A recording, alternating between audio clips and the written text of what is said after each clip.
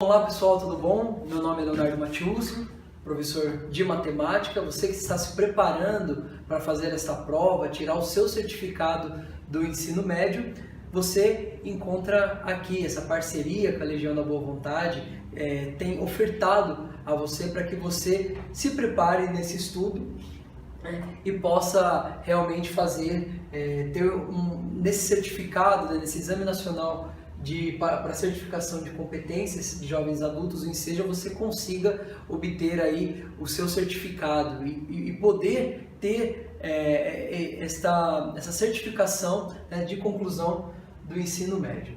Bom, hoje essa é a aula de número 5, também é do capítulo 5º do livro do estudante, que nós estamos utilizando aqui como base para as nossas aulas, né? Se você já tem o livro em PDF, legal. Se você não tiver, se inscreva aí no link abaixo, tá? Coloque o seu nome e tudo, e você vai receber este livro em PDF, vai receber no seu e-mail. Coloque lá o seu e-mail, tá? Se inscreva e acompanhe as nossas aulas. Bom, na aula de hoje nós vamos falar sobre medidas e seus usos, né? O uso dessas medidas, as medidas que o ser humano ele utiliza para medir as coisas mesmas, né?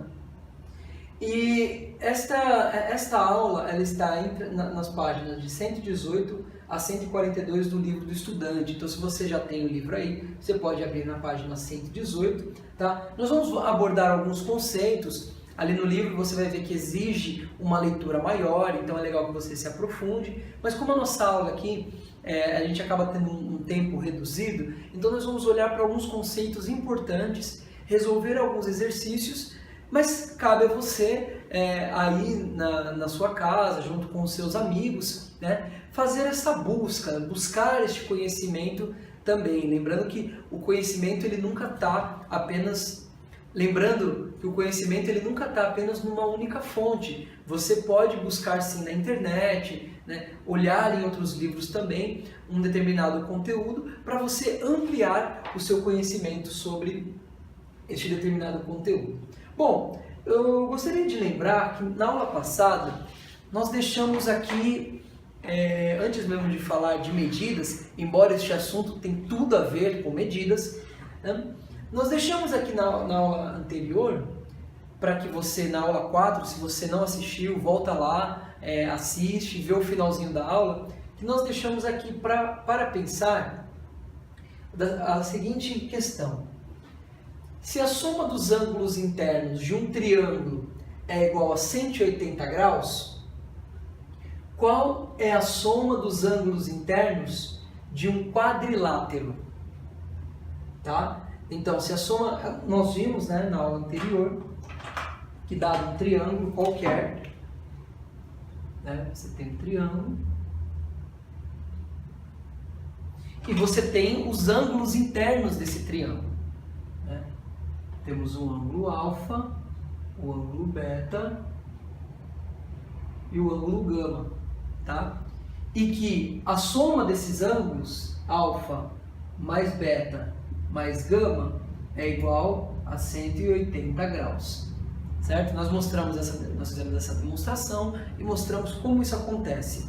Porém, nós queremos saber agora qual é a soma dos ângulos internos de um paralelogramo, um quadrilátero, né, um paralelogramo, enfim. Um paralelogramo ele é ele é a particularidade de um quadrilátero, porque como o nome já diz, paralelogramo, ele tem as suas linhas, né, as suas retas, tanto da base quanto da sua lateral, são retas paralelas, por isso o nome paralelogramo, tá? Mas então vamos falar de um quadrilátero qualquer, porque daí essas linhas não precisam necessariamente serem paralelas, ok? Então você tem o ângulo alfa, o beta, né, o gama e o ângulo delta, ok? Bom, uma coisa que a gente pode... Uma maneira de pensar como você pode achar esta soma, a soma desses ângulos internos de um quadrilátero, você pode pensar na diagonal do ângulo beta até o ângulo delta. tá? Traçando essa diagonal aqui. Então, percebe que ao fazer isso, nós dividimos o nosso quadrilátero em dois triângulos. Então aqui eu tenho o triângulo número 1 e aqui o triângulo número 2. Vamos então usar o nosso conhecimento de que a soma dos ângulos internos de um triângulo é igual a 180 graus. Então vamos olhar para o nosso triângulo número 1. Nós temos os ângulos. Vou colocar dessa forma. Nós temos aqui o ângulo alfa, certo? E nós temos o ângulo beta, só que nós temos a metade deste ângulo beta. Então eu vou colocar aqui o ângulo beta dividido por 2, já que eu tenho a metade desse ângulo. Eu tenho também apenas a metade do ângulo delta, tá? Aqui não ficou muito bem desenhado, aqui parece que até não seria na metade, mas se nós traçarmos uma diagonal perfeita, nós vamos conseguir dividir este ângulo na metade, ok?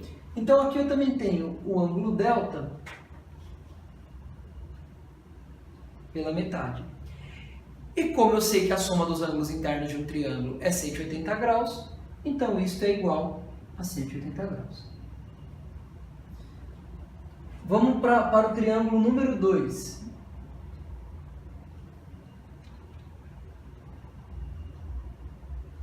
Bom, o triângulo número 2 tem a outra metade do ângulo beta. Então, beta sobre 2, mais a outra metade do ângulo delta, certo? E ele tem o ângulo gama aqui, que nós vamos somar também, mais o ângulo gama. Tudo isso igual a 180 graus. Bom, como nós estamos, na verdade, interessados em saber a soma dos ângulos internos de um quadrilátero qualquer. Lembra que esse quadrilátero tem uma medida qualquer. E esses ângulos, eu não sei também as suas medidas, não importa, né? Importa que eu tenha o ângulo alfa, beta, gama, delta. Não importa que medida seja essa. Isso é importante, porque nós estamos construindo a teoria, né? E para construir essa teoria, nós não precisamos ter valores numéricos. Porque como eu falei na aula passada, às vezes o valor numérico, você pode ter um valor aqui, um valor ali. A regra cabe-se para esse valor, mas não cabe para outro valor. Então, construindo de forma genérica, nós temos um caso generalizado, um caso geral, e basta apenas você substituir os valores que um exercício ou na sua prova do INSEJA, eles vão geralmente dar esses valores. Tá? Então, se eu estou interessado, na verdade, em saber a soma dos ângulos internos de um quadrilátero e não de um triângulo, eu vou somar esses triângulos, ok? Então, quando eu somo o triângulo número 1 com o triângulo número 2, o que eu estou fazendo, na verdade, é somando, vamos lá, alfa mais beta sobre 2,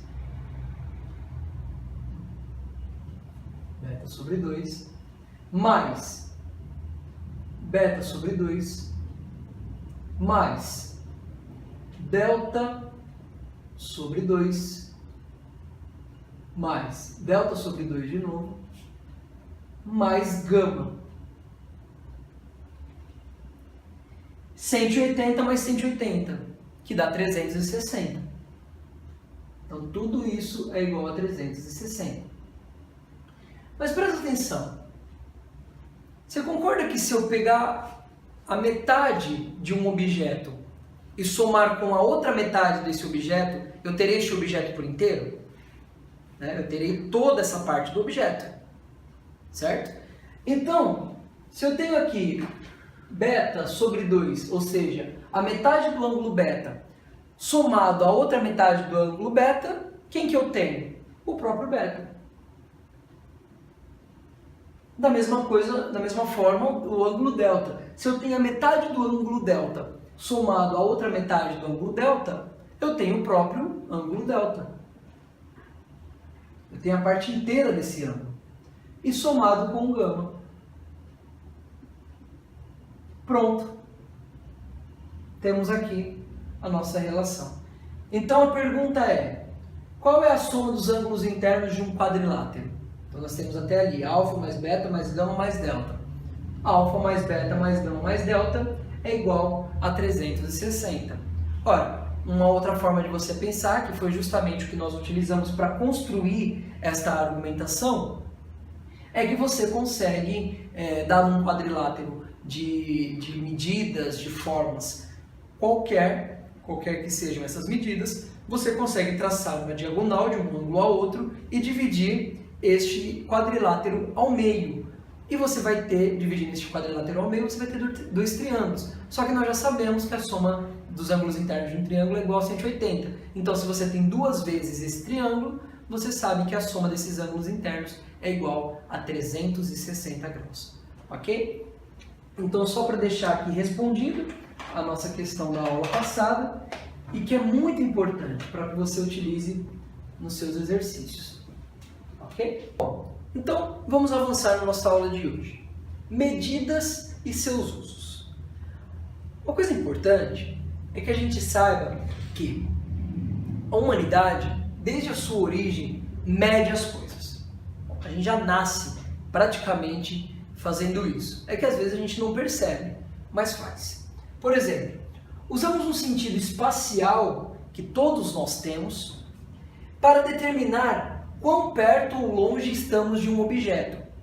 A criança, desde pequenininha, ela já começa a perceber, por exemplo, quão longe ela está do seu pai ou da sua mãe, né? E sabe que ela tem que percorrer uma determinada distância se ela estiver mais longe e uma distância menor se ela estiver mais perto deles, né?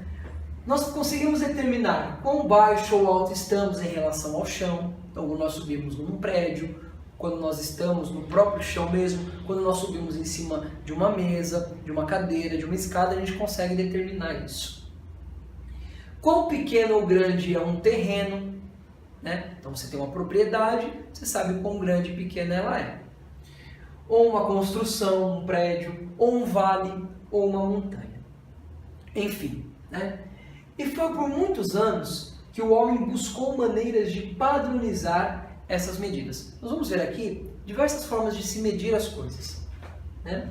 Muito embora cada povo definisse a sua de acordo com as suas necessidades. Nós vimos isso em outras aulas, né? Cada povo foi criando a sua matemática, foi criando a sua relação numérica dos objetos, né? A sua geometria, a sua espacialidade, as suas medidas, né? Mas chegou um momento em que a humanidade precisou padronizar isso, para que todos pudessem falar a mesma língua, para que você pudesse dizer, olha, este terreno mede tanto, e uma outra pessoa que estivesse em outra parte do mundo soubesse de fato do que você está falando, da medida a qual você está se utilizando, né?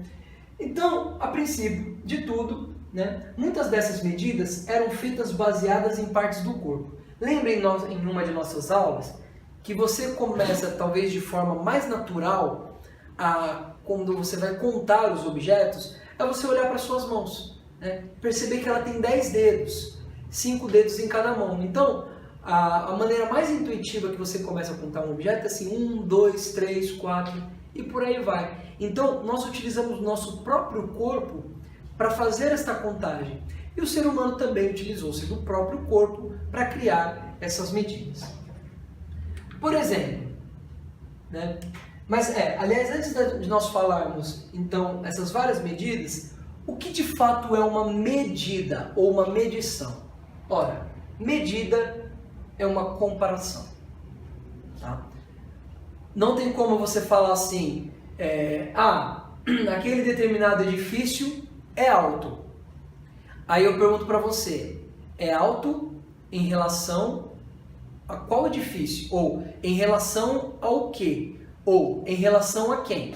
Bom, é bem provável que um prédio sempre será mais alto que nós, né? Seres humanos. Nós temos uma determinada altura, mas o homem ele constrói prédios maiores, ele não vai construir um prédio menor que a sua própria altura, né? Então, um prédio, em relação ao ser humano, ele é sempre maior. Então, você está fazendo uma comparação. Ah, este caminho que eu vou percorrer, da minha casa até o meu trabalho, é longe. Aí eu pergunto, é longe em relação a quê? Ah, tem 5 quilômetros, ou tem 2 quilômetros. Mas quão grande isso é? Né? Então, porque, por exemplo, 2 quilômetros, ele é uma extensão muito pequena se você comparar a 200 quilômetros, né? Ou a 2.000 quilômetros, ou a 20.000 quilômetros. Então, tudo na verdade é uma comparação e depende muito do que você está comparando. Então, toda vez que você vai dizer uma medida, essa medida ela tem que estar em relação a algo. Mesmo que você vai simplesmente pegar uma régua e vai medir um quadro, por exemplo, a medida de um quadro. Então, eu vou lá, coloco uma régua. Eu estou comparando aqueles centímetros, né, ou aquelas polegadas, aquela medida que está na régua, à moldura do quadro. Então, sempre estou realizando uma comparação. Medida é comparar coisas, comparar objetos, comparar distâncias, comparar massas, comparar comprimento e comparar aquilo que você usa como unidade de medida, centímetro, metro, quilômetro, polegada, a algum objeto. Ok? Então vamos lá. Vamos ver aqui uma primeira noção de medida, chamada de cúbito.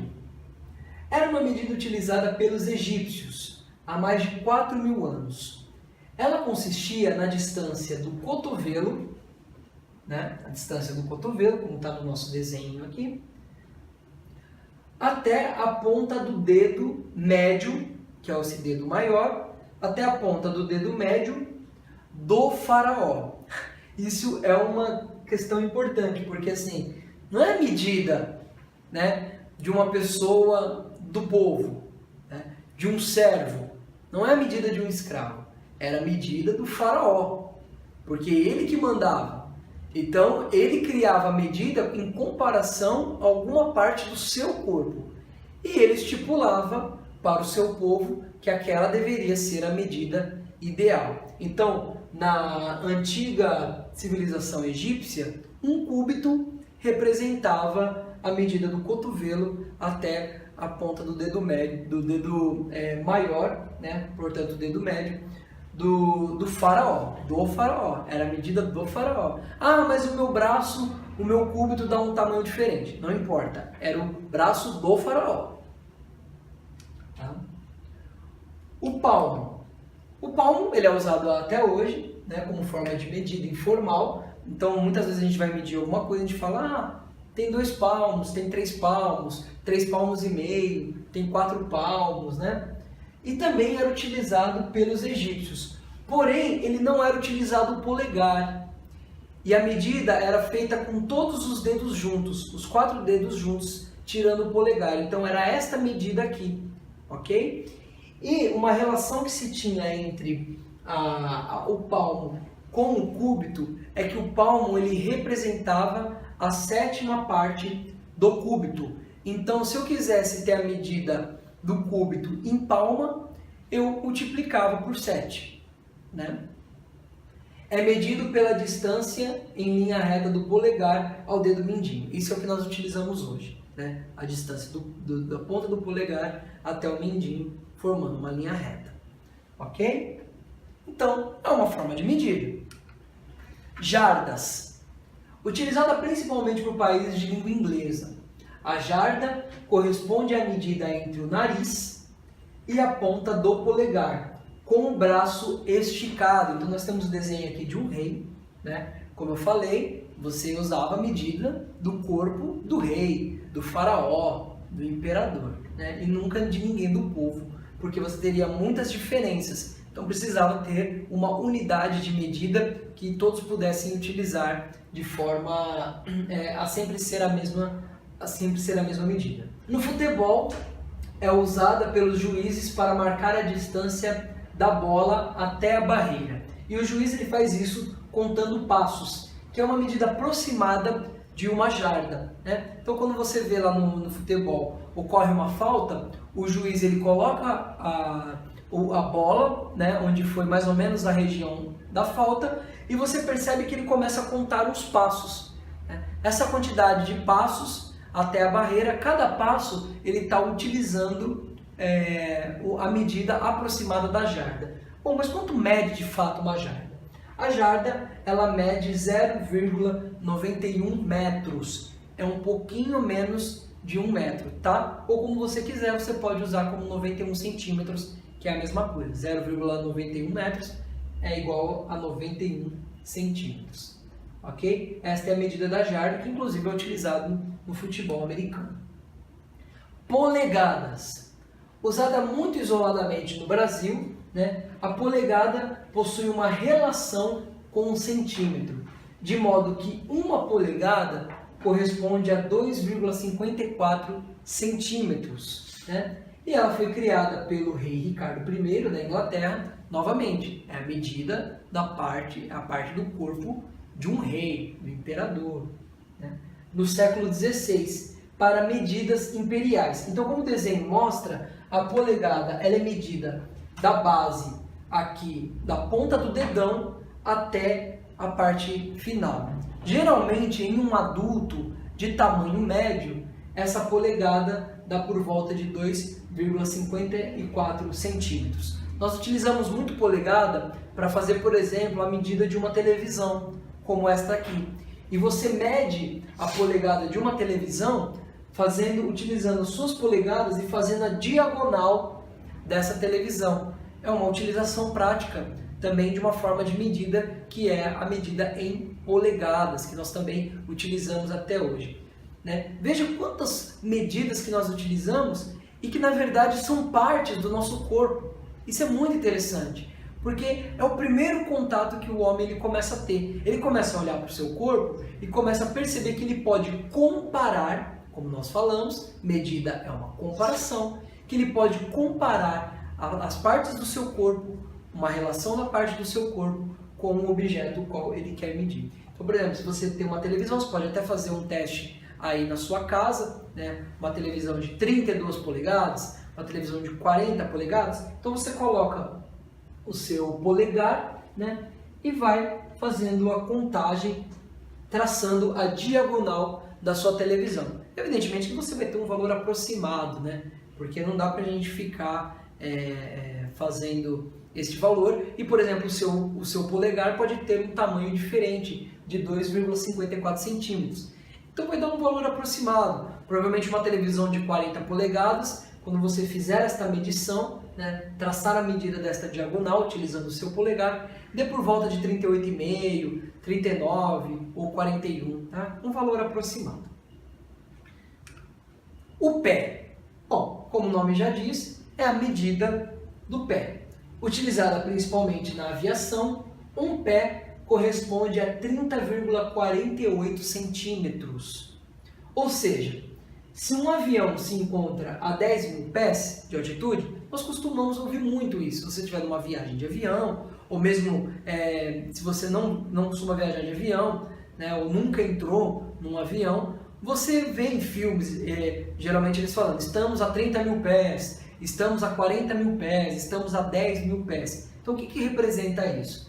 Então se um avião ele estiver a 10 mil pés de altitude, significa dizer que ele se encontra a 3.048 metros em relação ao chão, ou 3,48 quilômetros do chão, isso traçando uma linha reta do chão até a posição do avião no céu, ok? Uma milha, também usada com mais frequência em países de língua inglesa. Uma milha corresponde a 1,609 metros, 1,6 metros. Há ainda a milha náutica ou a milha marítima, que difere um pouquinho. Ela equivale a 1,852 metros. Então, uma milha náutica, né, ela corresponde a uma metragem, a 1 metro maior do que uma milha normal, uma milha utilizada, que é de 1,6. A milha náutica é de 1,8 metros. Então, se você disser assim, estou a 10 milhas da praia, quer dizer que você está a 18,52 metros da praia, né? Uma milha náutica. Se você disser o seguinte, estou a 100 milhas da minha casa, significa dizer que você está a 160 metros da sua casa, ok?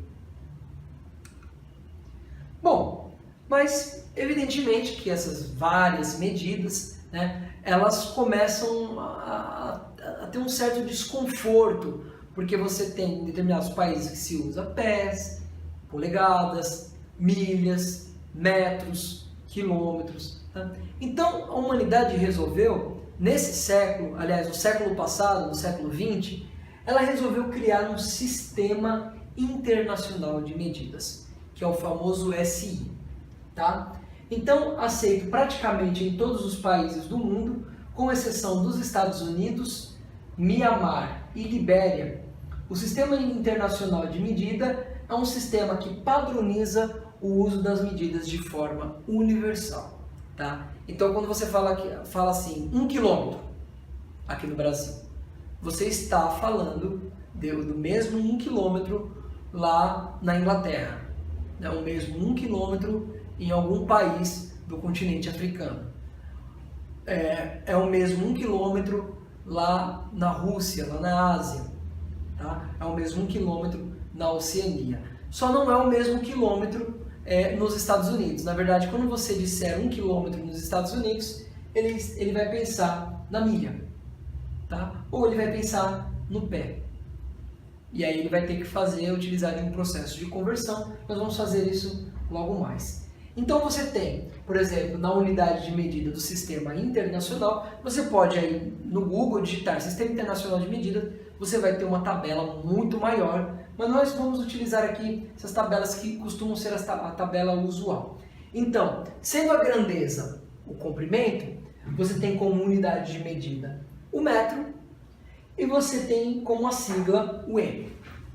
Tá?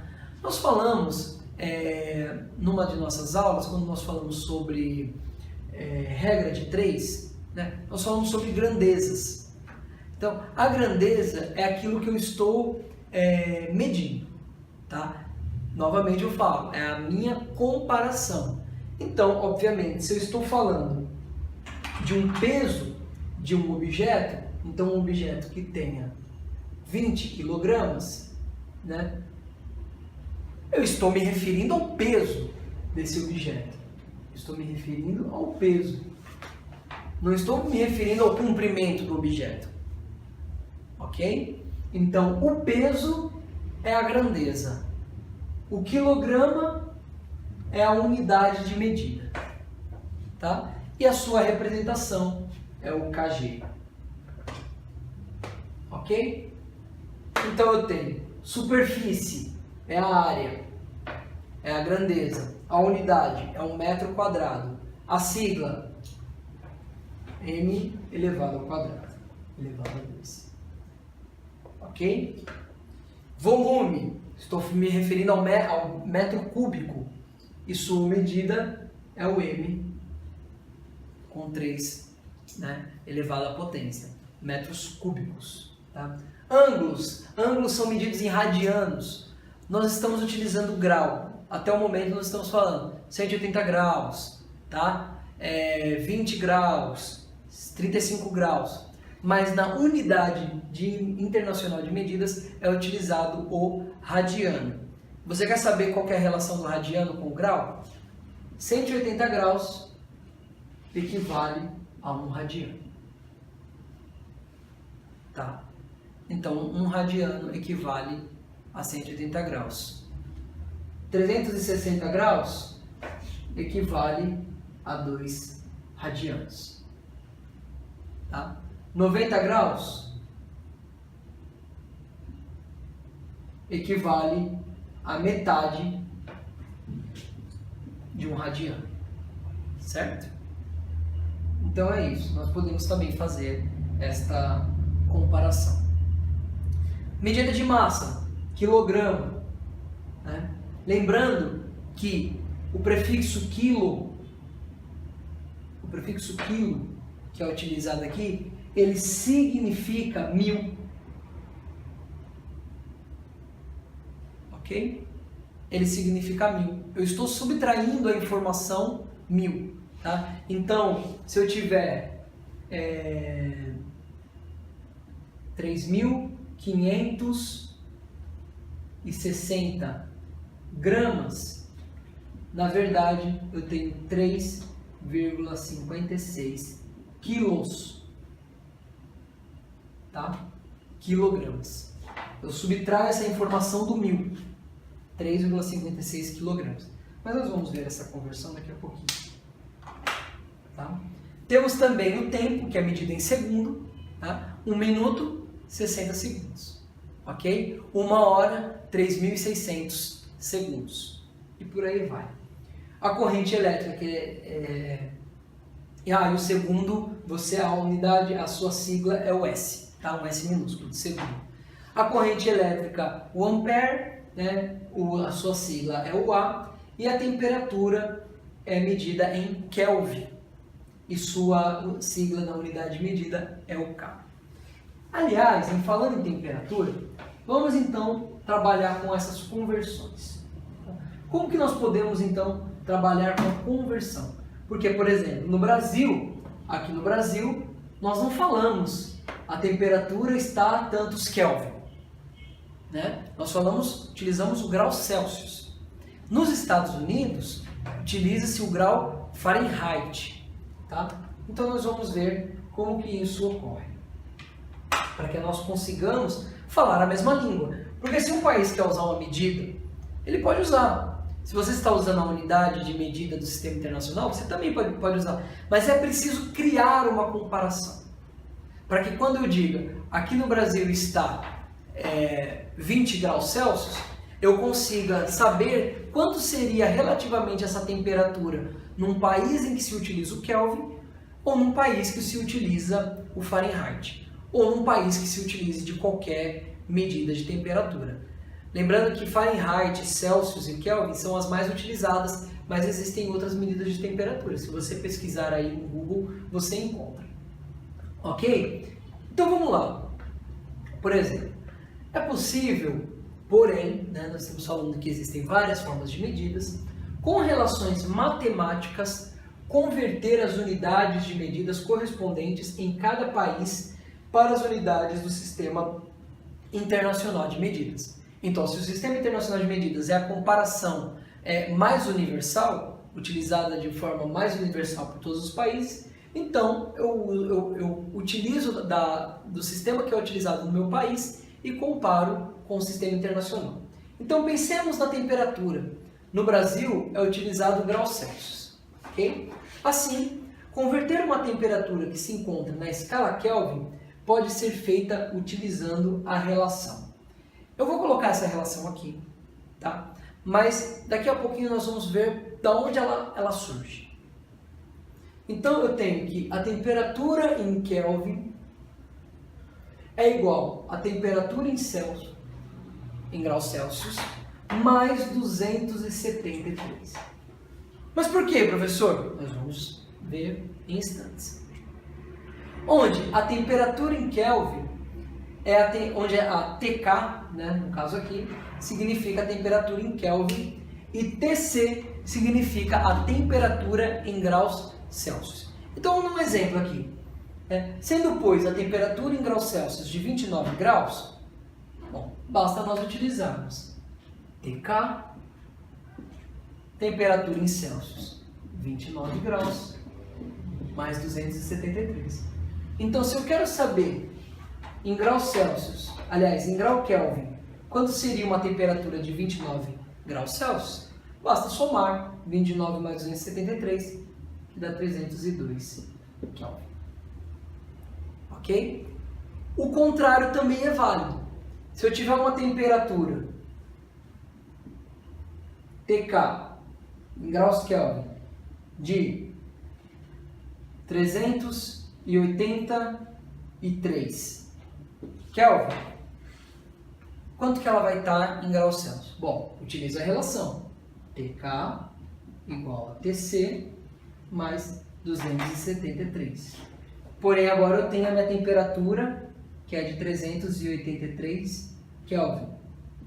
E eu quero saber a temperatura em graus Celsius. Então, este valor passa subtraindo aquele valor, colocando. Eu vou ter 383 menos 273, que dá 110 graus Celsius. Ok? Então, eu consigo, utilizando esta relação matemática, comparar graus Celsius com grau Kelvin. Será que nós conseguimos comparar graus Celsius com grau Fahrenheit? O grau Celsius geralmente é utilizado aqui no Brasil e em alguns outros países. Nos Estados Unidos é utilizado a escala de temperatura Fahrenheit. Será que eu consigo comparar o grau Celsius com o Fahrenheit? Vamos lá.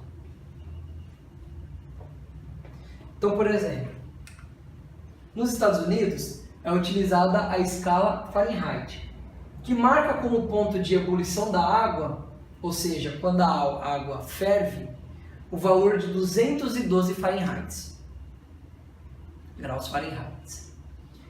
E quando ela congela, é marcado, então, nesse termômetro, 32 graus Fahrenheit. Aí você fala assim, nossa, que medidas são essas, né? Vamos entender.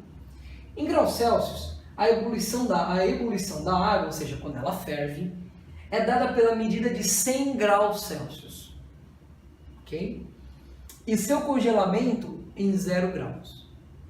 Ou 0 grau. Tá? Com isso, a relação matemática que converte graus Fahrenheit em graus Celsius é dada por. Então vamos lá. Ela está anotadinha aqui, mas eu vou colocar aqui para nós simplificarmos. Então, a temperatura que eu quero em Celsius, né, dividido por 5 é igual a temperatura em grau Fahrenheit menos 32, tudo isso dividido por 9. Professor, por que essa relação? Calma, nós vamos ver. Assim, se eu tenho a temperatura de 30 graus Celsius, né, quanto que ela fica em grau Fahrenheit?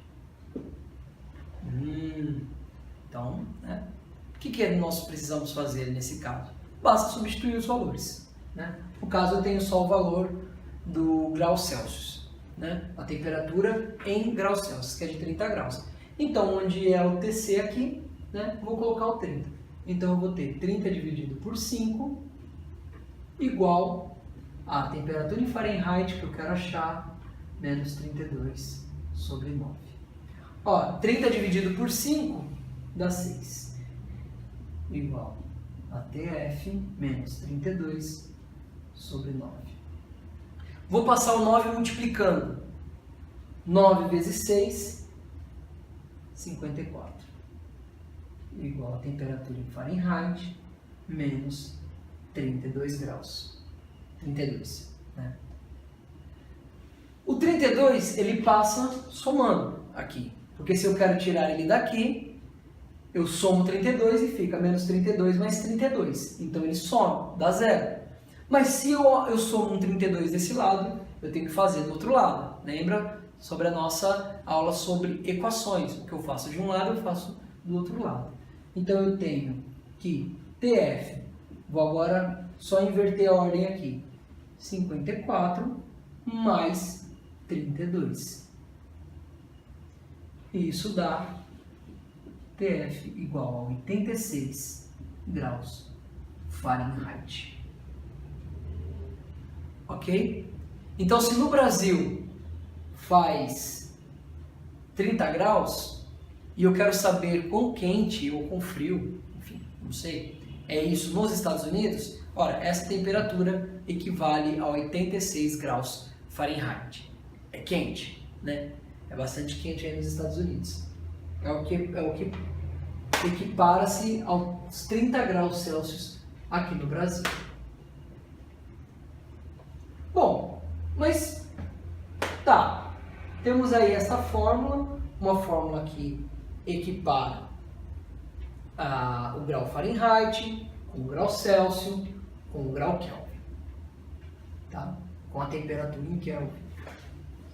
Mas por quê? Da onde surgiram essas fórmulas? Tá? Da onde elas surgiram? Da onde surgiram essas relações? Bom, vamos então comparar em relação ao ponto de ebulição e ao ponto de fusão, ou seja, ao ponto em que a água congela. Tá? E nós podemos construir 3 termômetros. Temos aqui o termômetro em grau Celsius, o termômetro em grau Fahrenheit e um termômetro em grau Kelvin, tá? Em Kelvin. Então, nós colocamos aqui o ponto de ebulição da água é de 100 graus Celsius e o ponto de fusão, ou seja, quando ela congela, é de 0 graus Celsius. Tá? O de Fahrenheit, como nós vimos anteriormente, o ponto de ebulição da água é de 212 graus Fahrenheit, enquanto que o ponto de ebulição de fusão, quando ela congela, é de 32. E no grau Kelvin, você tem que o ponto de ebulição da água é de 373 e o de fusão é de 273. Note que a diferença do ponto de ebulição com o ponto de fusão em graus Celsius é de 100. Né? Essa unidade é o valor de 100 graus, tá? Que é a mesma do grau Kelvin. Por isso que a relação para você transformar grau Kelvin em grau Celsius ou grau Celsius em grau Kelvin, ela é muito mais simples, né? Porque é uma soma. Como a distância é a mesma de 100, né? 100 por 100, tá? Agora, em graus em Fahrenheit, essa distância não é de 100, mas é de 180. Por isso que exige uma formulazinha mais elaborada. Mas vamos ver da onde essa fórmula surge. Então eu vou trazer aqui novamente o meu termômetro. Eu vou colocar aqui, ó. Esse aqui é o termômetro em graus Celsius. E esse aqui, né, é o meu termômetro em grau Fahrenheit. Tá? Ponto de ebulição, 212. Ponto de fusão, 32. E aqui o 0 e o 100. Então, eu quero determinar uma medida X. Tá? Uma medida X que eu desconheço. Então, vou colocar essa medida aqui, ó, X. Ela vai ter a sua contrapartida nesse valor aqui que eu desconheço, Y. Tá? Não boto o X porque esse valor é diferente. Tá? O valor de X que eu tenho aqui, que é um valor qualquer, é diferente desse valor aqui de Y, que também é um valor qualquer. Ok? Então, eu vou utilizar de uma relação matemática que é o Teorema de Thales, em que ele fala da proporcionalidade. Ora, a distância de x para 0 é proporcional à distância de 100 para 0. Ok? A distância de y para 32 é proporcional à distância de 212 para 32. Tá? Então, eu tenho que x menos 0 está para 100 menos 0. Ok? E isso é proporcional a y menos 32 sobre 212 menos 32. Agora, perceba uma coisa, né? Eu tenho que x menos 0 é x. 100 menos 0 é 100. Isso é igual a y menos 32. 212 menos 32, 180. Bom, isso está certo, né? Eu vejo que no grau Celsius a diferença do ponto de ebulição com o ponto de fusão da água é de 100, tá? 100. 100 menos 0 dá 100. E eu percebo que a diferença do ponto de ebulição da água com o seu ponto de fusão, na temperatura Fahrenheit, no termômetro de Fahrenheit, essa diferença é de 180. Lógico, 212 menos 32, que dá 180. Nós podemos simplificar esses valores, tá? Então eu vou colocar aqui. Esse termômetro eu já posso apagar, porque eu tenho ele ali, na televisão. Eu posso apagar esse termômetro aqui. E vou continuar. Vou deixar a minha equação de maneira mais simples. Ok? Ora, esse 180 ele passa multiplicando o x. E o 100 passa multiplicando o y menos 32. Então eu vou ter essa relação aqui, ó. 180 vezes x igual a y menos 32 vezes 100. Se eu passar o 180 para o lado de lá, eu vou ter y menos 32 vezes 100 sobre 180. Eu consigo dividir 100 por 180. Né? Divido isso aqui por 10. Eu vou ter 10 sobre 18. Divido isso aqui por 2. Eu vou ter 5 sobre 9. Tá? Vou redefinir a minha fórmula. 9x igual a y menos 32 vezes 5. Vou passar o 5 dividindo e o 9 dividindo. X sobre 5, y menos 32 e sobre 9.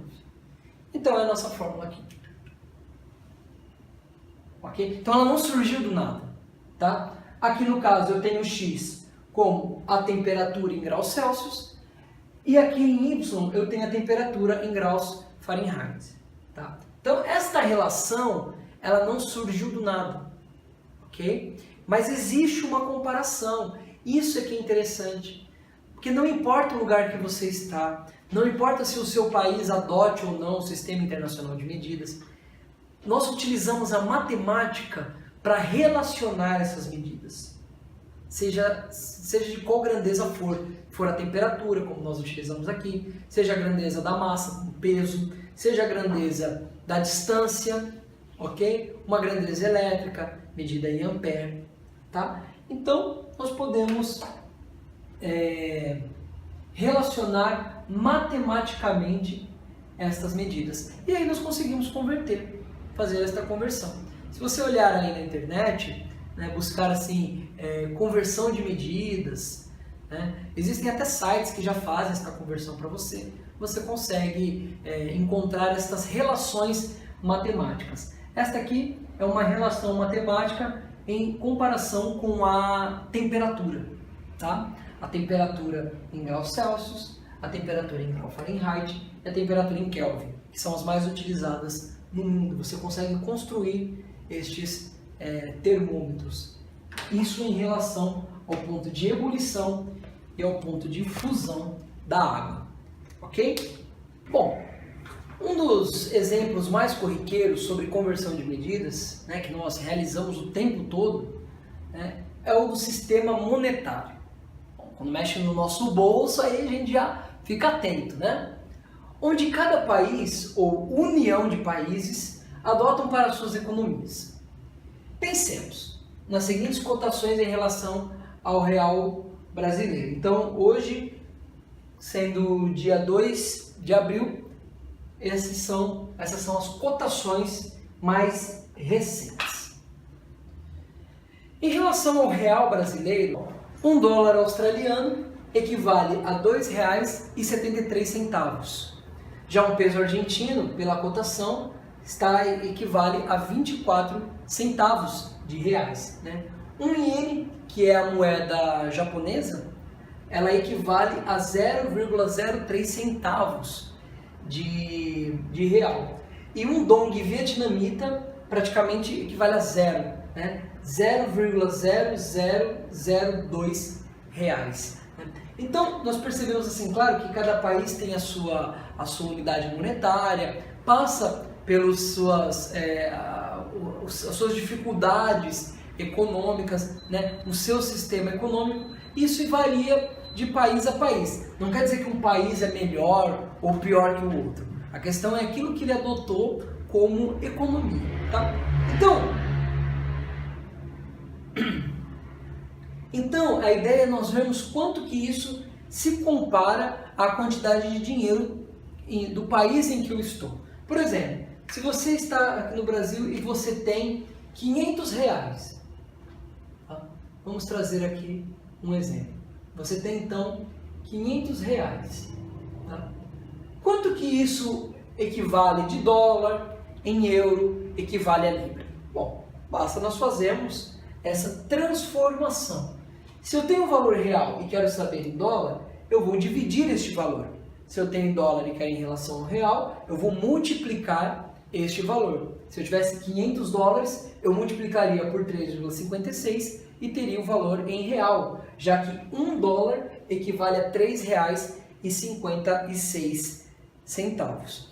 Então, se eu quero saber o valor em dólar americano, eu vou ter R$500 dividido por 3,56.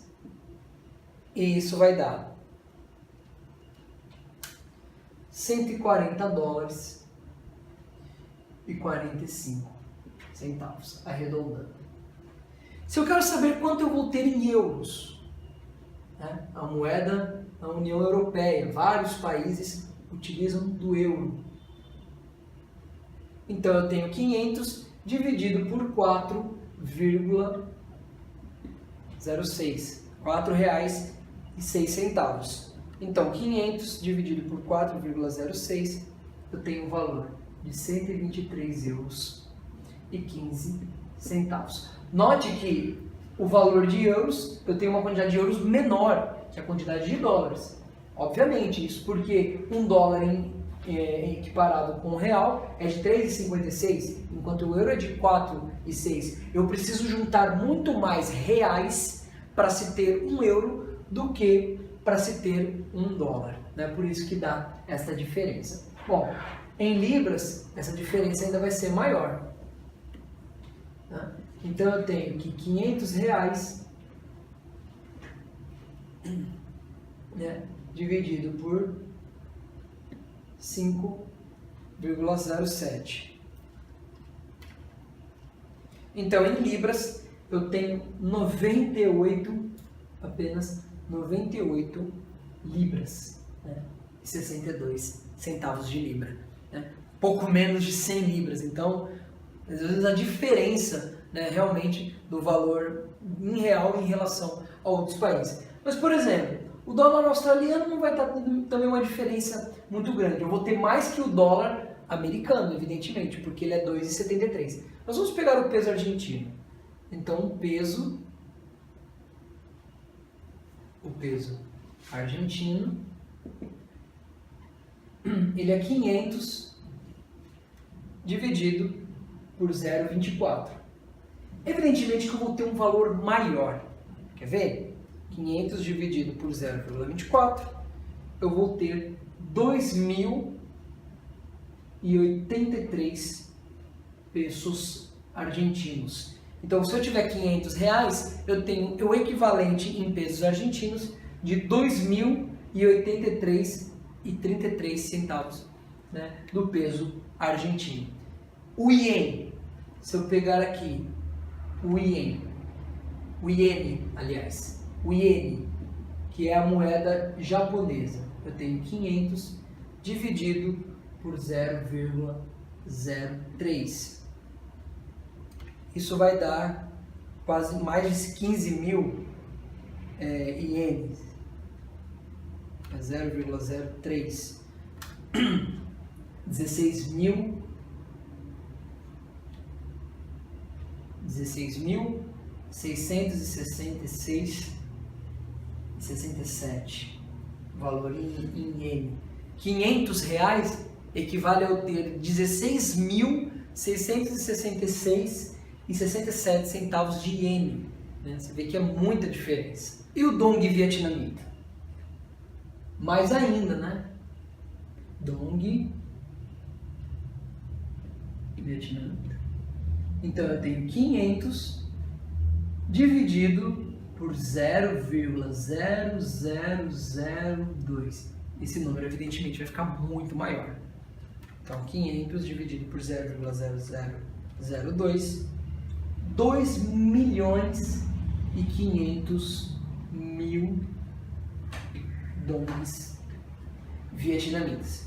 Evidentemente, quando nós falamos já desses valores que já começam a ficar estratosféricos, né, o país ele não faz muito sentido ele ter notas, papel moedas e as próprias das suas moedas valores tão baixos. Por exemplo, não faz sentido no Japão você ter o valor de 1 iene, né? Porque se comparado ao real mesmo, né, que é uma moeda que em relação às outras tem a sua desvalorização, mas comparada com o real ela perde o sentido físico. Então você já tem que ter notas de 100 ienes, 1.000 ienes, 10.000 ienes, da mesma forma o dong vietnamita, né? Por isso que os países eles passam por essas variações muito grandes, porque chega um momento em que ele tem uma quantidade de dinheiro que ele já não consegue colocar nas suas mãos, que ele já não consegue. Então você precisa imprimir notas, papel moedas, você precisa ter moedas que tenham valores já bastante elevados, né? Então, só para a gente ver aqui como que existe essa diferença, como esse valor monetário, essas economias pelo mundo inteiro, elas sofrem as grandes variações, né? Tudo, claro, ligado à sua economia, aquilo que o país ele é capaz de produzir. Às vezes um país que está em estado de guerra, ele tem a sua economia abalada, ele às vezes até perde o sentido da sua economia, o seu dinheiro, ele perde inclusive um sentido, né? Então existem várias coisas no mundo que acabam influenciando na economia de um país. Se nós olharmos para a história, nós vamos ver que em muitos países, inclusive aqui no Brasil, inclusive nos Estados Unidos, muitos acontecimentos de ordem política ou mesmo militar, né, ocasionaram grandes mudanças do ponto de vista econômico, do ponto de vista monetário desse país. Mas nós podemos, utilizando, novamente, a gente lembra aqui, utilizando relações matemáticas, nós podemos relacionar, nós podemos comparar esses valores. Nossa aula de hoje é sobre medidas, e nós vemos que medidas são comparações. Bom, nós vamos agora falar de algo prático e bastante utilizado do ponto de vista matemático, que você vai utilizar com certeza para resolver a sua prova, né? Que é a ideia de áreas, tá? E nesse conteúdo também tem o aspecto de você encontrar o volume de um determinado objeto, de um determinado polígono, né? Que está em 3 dimensões. Mas nós vamos hoje nos deter às áreas, porque é um conteúdo bastante amplo e é legal que você entenda como que a área de um objeto é calculado, da onde surge esta relação matemática para se calcular a área de determinado objeto, tá? Então a área é um conceito matemático que pode ser definido como a quantidade... Deixa eu passar a polícia. Então a área é um conceito matemático que pode ser definido como a quantidade de espaço bidimensional, ou seja, de superfície. Tá? O que é um espaço bidimensional? Quando você olha para uma foto, uma fotografia, você não consegue vislumbrar a profundidade. Tá? Uma fotografia é uma representação bidimensional de algo que é tridimensional. Você tira uma fotografia, por exemplo, de você num parque, você tem a sua fisionomia, de fundo provavelmente algumas árvores, né? E você está a uma determinada distância. Só que quando você olha para a fotografia revelada, ou até mesmo quando você olha para a fotografia no seu aparelho, no computador ou na televisão, você vê que aquilo ocorre você tem apenas uma ideia de distância, tá? Aquela distância, aquela profundidade, ela é subtraída, né? Você não tem de fato, aquilo é apenas uma ilusão, é isso que eu quero dizer. Então você tem um espaço bidimensional, como o nome já diz, duas, né? Então você tem duas medidas, no caso a largura, né? A largura e a altura. Tá? A unidade mais utilizada é o metro quadrado. Então, m ao quadrado, como nós falamos lá no comecinho, né? A unidade do Sistema Internacional de Medidas, SI. Mas existem unidades de medidas agrárias, por exemplo, o hectare. Um hectare equivale a 10.000 metros quadrados, ou 10 quilômetros quadrados. Tá? O acre equivale a 4.042 metros quadrados. Então são várias medidas, né? Geralmente para medir áreas muito grandes, então você precisa diminuir a sua medida, senão esses valores eles ficam muito grandes. E o alqueire, que no caso do Brasil tem várias medidas, dependendo da região. Então tem região que um alqueire é 1.000 e poucos metros, na outra 2.000 e poucos metros, na outra é 4.000. Então há uma diferença. Então eu não coloquei esses valores aqui porque nós teríamos muitos valores. Só para que você veja como existem várias diferenças de medidas no caso da área. Bom, então a área de um paralelogramo é dada pelo produto da sua base com a sua altura. Olha, vamos pensar da seguinte forma. Eu vou até trocar o L aqui por B para ficar igual ao nosso desenho ali. Né? A altura e a base. Tomando isso aqui como a base desse um Bzinho aqui, tomando como base esse paralelogramo. O nome já diz, paralelogramo. Então são retas paralelas, né? Paralelogramo, ou você pode até chamar isso aqui de paralelepípedo retângulo. Um paralelepípedo retângulo. Que é aquela mesma ideia do paralelepípedo que se coloca nas ruas. Né? Aquilo é um paralelepípedo. Ele é retângulo porque todos os seus ângulos são ângulos retos. Né? Uma curiosidade que nós vimos no começo da aula, né? Se todos os seus ângulos são ângulos retos, lembra, a soma dos ângulos internos de um triângulo é igual a 360 graus? Ora, nós temos 4 ângulos retos, ou seja, 4 vezes 90. Isso é igual a 360. Então, só lembrando no começo da nossa aula, que a soma dos ângulos internos de um triângulo é igual a 360 graus. É verdade, temos um paralelogramo, todos os seus ângulos aqui eles são ângulos retos, 90 vezes 4 dá 360. Ok? Legal. Então, vamos pensar aqui num quadrado. Um quadrado ele tem uma particularidade de que todos os seus lados têm a mesma medida. Então, A vezes A. Tá? Então, um quadrado, a sua área é A ao quadrado. Mas o que é A ao quadrado? A ao quadrado é A vezes A. Ora, se esta medida fosse diferente dessa, não tem problema. A área, então, deste paralelepípedo, ou deste paralelogramo, é dada pela base vezes a sua altura. Tá? O quadrado é um caso particular de paralelogramo.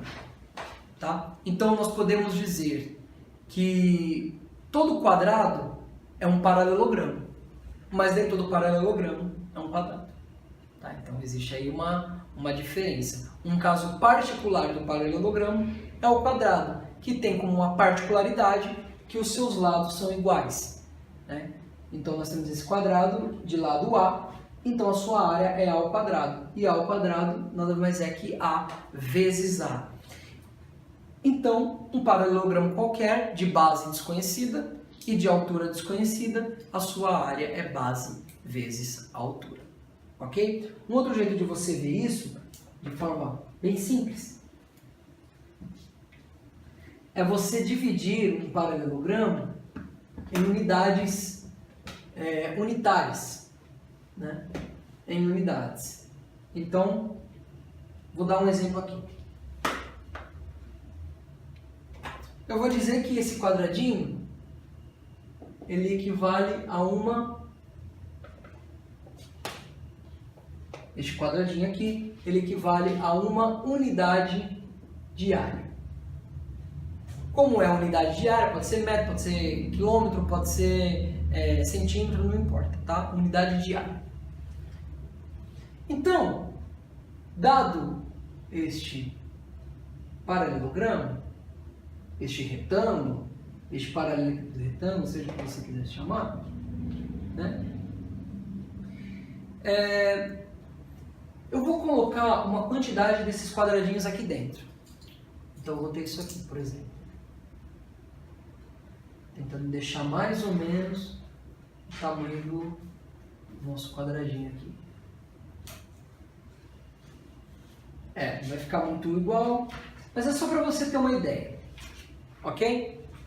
Bom, evidentemente, vamos contar aqui este lado, ou esta altura, tá? Eu tenho 1, 2, 3, 4 quadradinhos desse. Então, eu tenho 4 unidades de área.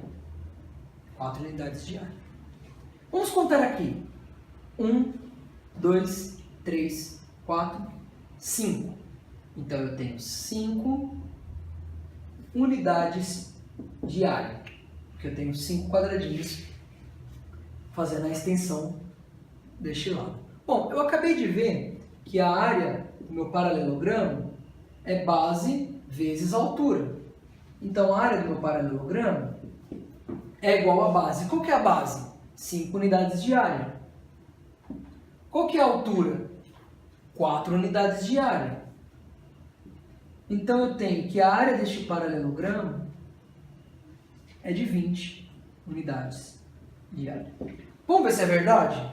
Ó, se um quadradinho corresponde a 1 unidade de área e a área é 20, então só podem ter 20 quadradinhos aqui. Né? Vamos contar? 1, 2, 3, 4, 5, 6, 7, 8, 9, 10, 11, 12, 13, 14, 15, 16, 17, 18, 19, 20. 20 quadradinhos.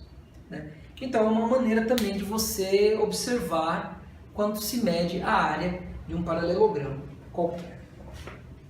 E a partir do paralelogramo, nós podemos encontrar outras áreas de objetos diferentes, que têm uma cara diferente, mas que nós podemos enxergar ali dentro a ideia de um paralelogramo e, portanto, encontrar as medidas de sua área, né? A relação matemática que mostra a sua área. Então, olha só.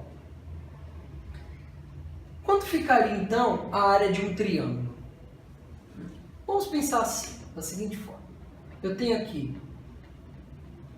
um paralelogramo, né? Então, eu tenho a sua medida da base, como está no nosso desenho aqui, ó, da base e da altura. Olha, é muito simples, né? Se eu corto este triângulo ao meio, tá? Eu vou diminuir pela metade essa área. Você concorda? Né? Você tem uma área X.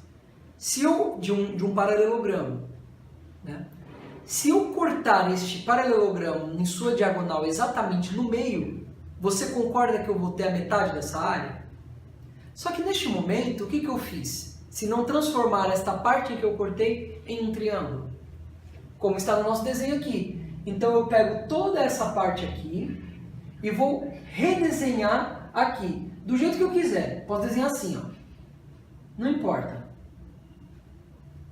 Não importa.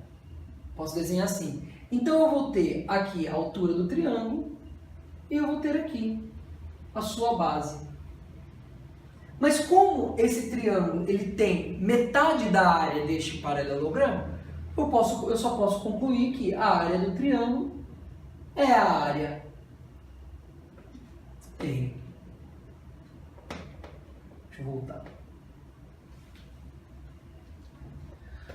Então eu só posso concluir que a área do meu triângulo é a área do paralelogramo, só que pela metade, ou seja, dividido por 2. Então, base vezes a altura, dividido por 2. Legal, né? Eu utilizo uma lógica matemática. Essas fórmulas elas não aparecem do nada. Existe uma relação lógica. Eu estou entendendo esta forma geométrica. Ok? Bom, então temos aqui no nosso slide a formulazinha, então, para se calcular a área de um triângulo. Então, dado um triângulo qualquer, vamos supor, dado um triângulo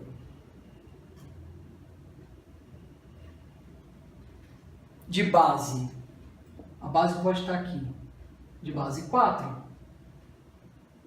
e altura, que nós calculamos dessa forma, 3. Então, eu tenho que a área do triângulo é a sua base vezes a altura dividido por 2. Portanto, a área do triângulo é igual a 4 vezes 3 dividido por 2. A área do triângulo, 4 vezes 3, 12. 12 dividido por 2, 6. Unidade de área. Ok? Então é bem simples, né? Podemos encontrar de forma bem simples utilizando esta relação matemática.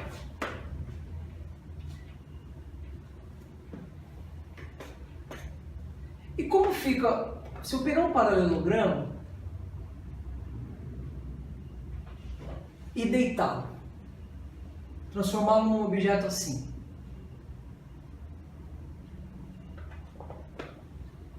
Ora, você vê claramente que se essa área é x, ela não tem que mudar. Só porque eu peguei esse ponto aqui, né, e empurrei ele para cá. Concorda? Esse ponto também se moveu para lá.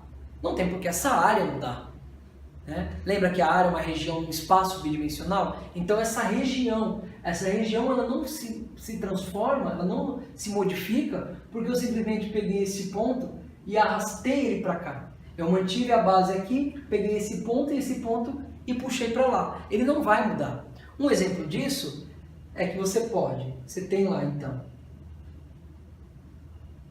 aí você tem a sua altura e você tem a sua base. Note que esse triângulozinho que se forma aqui é o mesmo triângulo que está aqui. Ora, se eu pego esse triângulo e desloco ele para cá, eu volto até a minha figura. Concorda? Eu volto até a minha figura anterior. Certo? E isso passo a ter a sua altura e a sua base.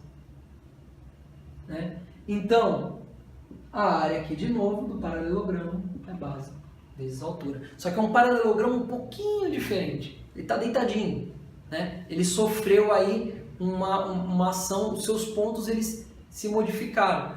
Porém, sua área não modifica. Tá? Eu estou falando da mesma região que só está num aspecto diferenciado.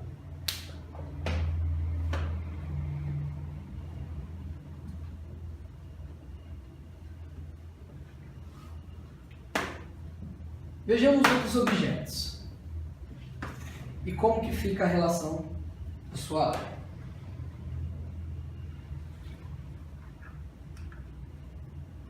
Bom, aí você pergunta assim, tá, mas e se eu pegar um quadrado, tá? Se eu pegar um quadrado e rotacionar ele, pegar este quadrado e rotacionar, ele fará essa forma aqui, né? Mais ou menos. Forma uma pipa, parece uma pipa. Este objeto é chamado de losango, tá? Agora o losango, ele tem uma propriedade bastante interessante, que é o seguinte, eu vou olhar para a sua diagonal. Tá? A sua diagonal é quem vai me dizer o tamanho da sua diagonal maior, Dzão, pela sua diagonal menor, o qual eu vou olhar essa relação. Para isso, eu tenho que pensar num triângulo. Olha, se eu pegar este lado do meu losango, como está na nossa figura aqui, eu tenho a altura do triângulo, certo? e tenho a sua base. Porém, o losango, ele não deixa de ser um triângulo, o qual eu estendi a sua outra parte. E ele passa a se parecer com um quadrado. Porém, a sua medida, ela sofre uma alteração, uma vez que o quadrado inicial que aqui se encontra, né, eu já não tenho uma certeza do que ocorre com esse espaço aqui, certo? Esse espaço aqui, ele passa a ser indefinido, uma vez que eu posso rotacionar das formas que eu quiser, certo? Então, o que eu posso relacionar é a base do triângulo com a sua diagonal maior. Então, eu tenho que a área do losango, eu relaciono a base vezes a altura desse triângulo, a base com a diagonal maior e sua altura com a diagonal menor, multiplicado por 2. Então, eu vou ter o meu desenho aqui. E, portanto, a área do losango é a diagonal maior vezes a diagonal menor dividido por 2. Tá? Porque eu não tenho a certeza desses valores aqui. Eu falo assim, poxa, mas você pegou um quadrado e apenas rotacionou ele. Por que essa área muda? Né? Porque justamente eu não tenho como identificar estes valores. Eu não sei quanto que eu rotacionei esse meu triângulo. Então ele assume outras formas. Né? Do ponto de vista geométrico, ele é o mesmo objeto rotacionado. Mas do ponto de vista matemático e métrico, ele sofre essa alteração. Né? E a sua relação matemática é uma relação com um triângulo. Por isso que a área de um losango é dada pela sua diagonal maior multiplicado pela sua diagonal menor dividido por 2. Ok? E um trapézio? O que é um trapézio? Olha, um trapézio, ele sofre uma distorção dos seus pontos, só que não de forma igual. Então, eu vou fazer igual o desenho aqui. Eu tenho um retângulo, certo? E ele sofre um encurtamento, por exemplo, dos seus pontos aqui de cima. Então, eu vou fazer aqui, ó. Eu vou fazer o aspecto de um retângulo e vou projetar, então, essa figura sendo modificada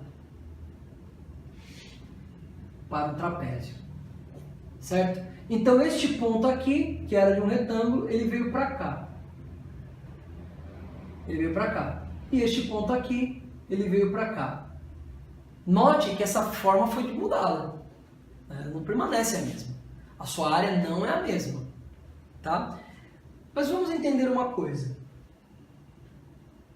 Se eu pegar e traçar esta reta aqui, traçar esta altura, né, perpendicular à base do meu trapézio, eu formei aqui um triângulo.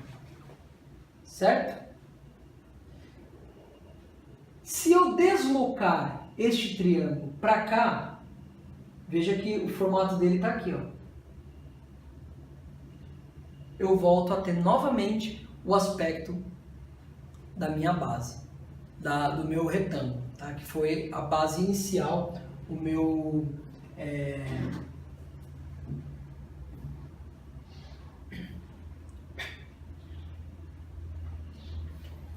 eu volto a ter o formato inicial, que é o formato do meu retângulo. Ok? Porém, este objeto ele sofre uma distorção. E essa distorção precisa ser considerada. Então, vamos pensar da seguinte forma.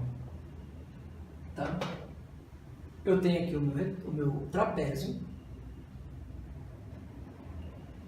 E tem a sua base aqui. Uma base grande, maior do que essa base aqui, que eu vou colocar como um Bzinho. Tá? Aí, eu vou pegar esta medida aqui, deste triângulo, e vou trazer este triângulo para cá. Aliás, esses dois aqui, ó. Vou pegar esses aqui, esses dois triângulos, e vou trazer para cá.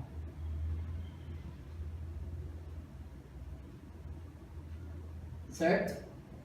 Peguei este triângulo e trouxe para cá.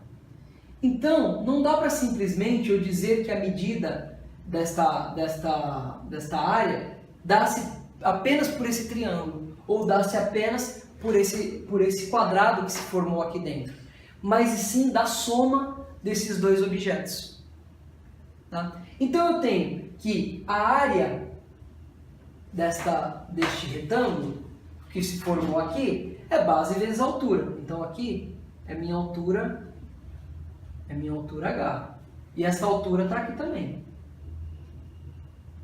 A minha altura H.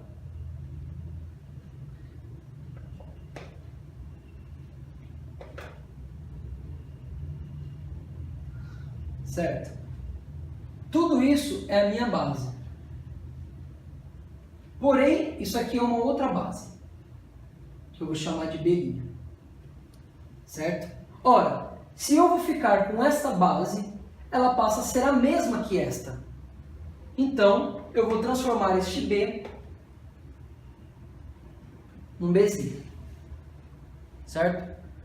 Bom, então eu tenho que a área do paralelogramo é dada por base vezes altura. E tenho que a área do triângulo é dada por base vezes a altura dividido por 2. Certo? Vou somar essas duas áreas.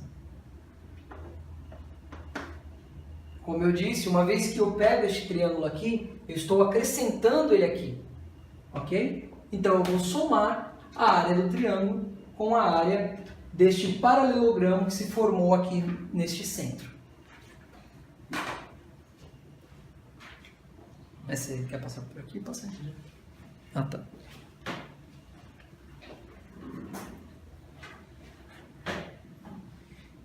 Então eu vou ter que a área do meu trapézio é igual à área do meu paralelogramo mais a área do triângulo. A área do paralelogramo, base vezes altura. A área do triângulo, base vezes altura dividido por 2. Passa esse 2 multiplicando, fica 2 vezes a base vezes a altura, mais a base vezes a altura, tudo isso dividido por 2. Agora percebe uma coisa. Deixa eu melhorar isso. Base vezes a altura dividido por 2. Agora percebe uma coisa. Esta base aqui, deste triângulo, ela é o dobro desta. Tá? Então, se ela é o dobro, ela é uma base que é maior a esta base menor aqui. Certo? Porque uma vez que eu junto esses pontos, aqui não formou nenhuma medida. Isso aqui é um ponto. Ok? Logo, eu vou chamar a minha 2B, que é maior que B, é o dobro de B, eu vou chamar de base maior. Nesse caso, como eu estou construindo em cima de um triângulo equilátero, cujos lados são os mesmos, eu vou ter que esta base é o dobro desta base, mas nem sempre. Então, por isso que eu vou chamar de base maior, botar um Bzão aqui, certo? Vou colocar este H em evidência. Então, eu vou ter que o Bzão, ou a base maior, mais a base menor, vezes H, dividido por 2. Esta é a área do trapézio. Esta é a área do trapézio, que está aqui. Ok? Então, percebe que a construção dessas áreas baseia-se, esta construção, apenas na área do meu paralelogramo, base vezes altura. E dela eu consigo construir outras áreas. Ok? Vamos resolver um exercício?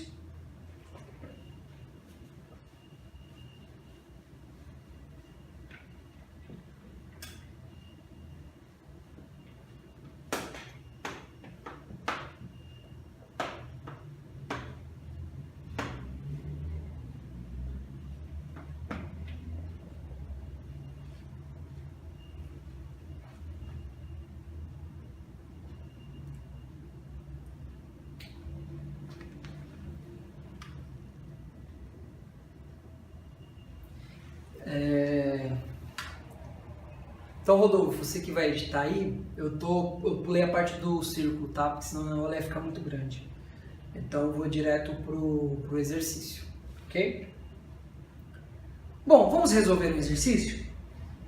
Determine a área total da figura abaixo. Então, nós temos uma figura que digamos, não dá para definir, né, essa figura. Ela tem umas medidas e tal, e nós podemos utilizar a relação dessas medidas para encontrar a área total dessa figura. Lembrando que isso que está em vermelho, né, não é isso que eu quero, ok? Isso aqui é apenas, por exemplo, aqui é a medida da altura desse paralelogramo, que é de 5, tá? 5 unidades de área. E aqui nós temos um triângulo, um retângulo, um paralelogramo, um outro triângulo, ok? Note que este triângulo aqui não é igual a este triângulo, tá? Isso que nós podemos ver porque, por exemplo, este triângulo ele tem esta altura, né, reta, né, enquanto este aqui ele tem uma inclinação para cá, porque isso aqui se trata de um trapézio, ok? Então, não dá para dizer que a área deste triângulo é igual à área deste triângulo, ok? Então, nós temos que tomar um pouco de cuidado. O ideal, num exercício como esse, é que você consiga separar essas medidas, essas áreas, tá? Então, vamos olhar aqui primeiro para este retângulo, tá? Ele diz, ele tem base 6 e altura 5, tá? Então, este nosso objeto vai ser o objeto 1. Então, a área do nosso objeto 1 é um paralelogramo, então, base vezes a altura. Quanto tem a base? 6 unidades de área. A altura? 5 unidades de área. Portanto, esta área é de 30 unidades de área, ok? A área deste retângulo, eu quero saber, a área total será a soma dessas várias áreas. Então eu vou ter a área deste retângulo, a área deste trapézio, a área deste triângulo, deste outro triângulo aqui, e aí eu vou somar estas áreas para obter a área total deste objeto esquisitão aqui, ok? Então tá. Vamos pegar então como a área deste triângulo aqui, certo?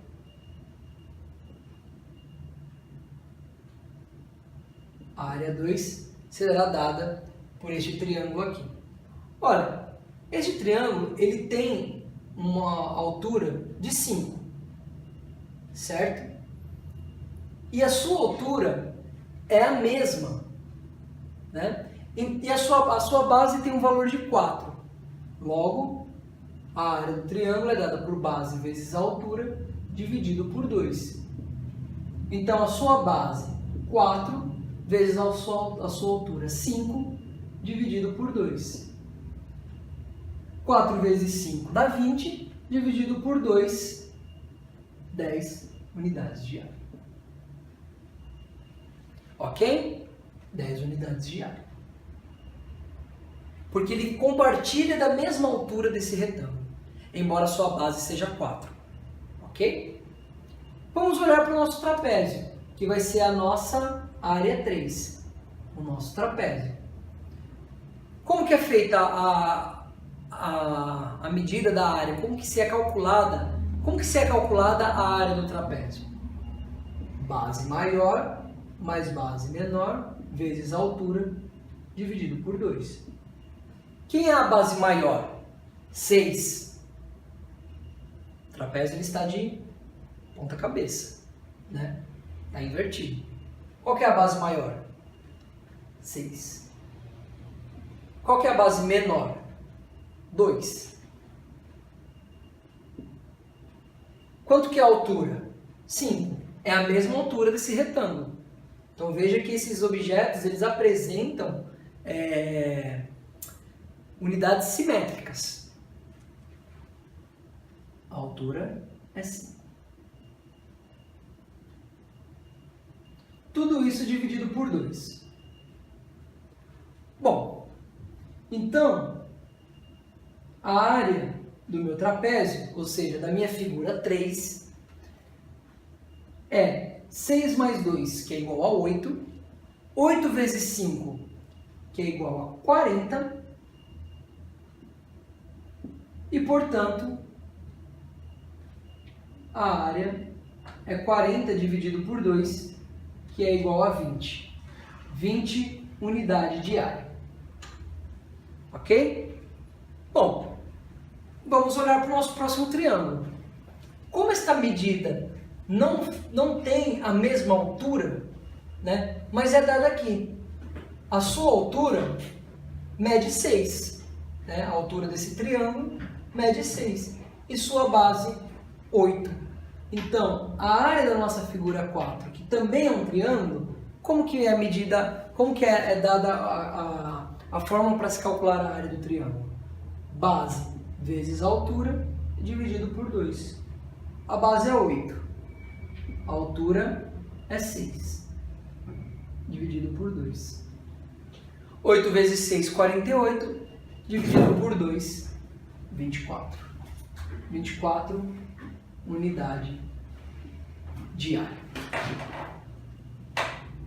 Ok? Bom, mas nós estamos interessados em encontrar a área total dessa figura.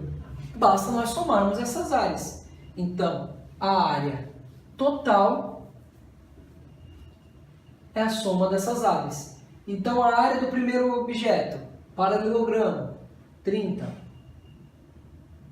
A área do segundo objeto, um triângulo, 10. A área do terceiro objeto, um trapézio. Esta área deu 20. A área do quarto objeto, este triângulo maior, deu 24. Portanto, a área total é 50. 30 mais 20, 50, mais 10, 60, mais 24, 84. Então, 84 unidades de área. Ok? Então, você aí já tem as fórmulas que nós colocamos aqui hoje, nós construímos com você essas fórmulas. Tá? E você pode pesquisar aí no livro, lembrando que você pode, a partir da página 118, né? A partir da página 118, você tem então a aula sobre medidas e seus usos. Então, a partir da página 118, você vai encontrar alguns exercícios que vai pedir para você medir a área. Tem um exercício bastante interessante em que você tem a medida de uma planta, uma planta de uma residência. Então, vai lá, dá uma olhada nesse exercício, vê o que você consegue fazer. Né? Se você tiver dúvidas, anote as suas dúvidas, vai na internet, pesquise como que você acha essa área. Tá? Lembrando que na próxima aula nós vamos dar continuidade a esta aula 4 sobre medidas, porque nós ainda precisamos saber a área de um círculo, tá? E precisamos também encontrar os volumes de um cilindro, os volumes de um cubo, de um paralelogramo, um paralelepípedo retangular. Precisamos encontrar o volume de uma esfera, ok? E como nós fazemos isso? Toda essa relação matemática, ela é construída a partir dessas relações simples. A área da base, a área de um retângulo, a área de um triângulo, a área de uma esfera, ok? Aliás, a área de um círculo, a área de uma circunferência. Então, tudo isso você pode encontrar utilizando dessas relações simples da matemática, dessas medidas simples que nós abordamos na aula de hoje. Ok? Então, até a próxima aula e nós vamos continuar este conteúdo de medidas, de áreas e de volumes. Ok? Até mais então e bons estudos!